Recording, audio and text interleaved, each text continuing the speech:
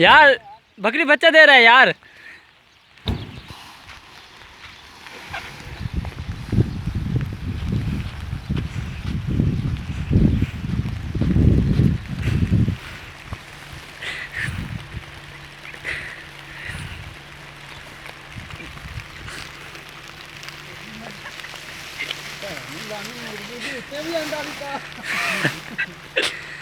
ख्याल करी टेकने जावी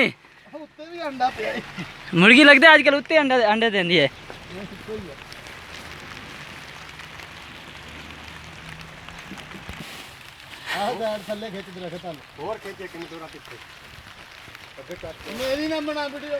तेरी हुण उन्होंने की पता है कौन बंदा है।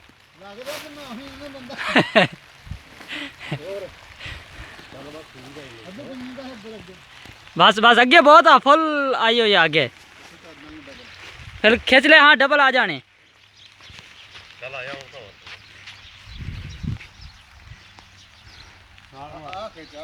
छाल मार आज मैं देखा तेन कि छाल मारदा।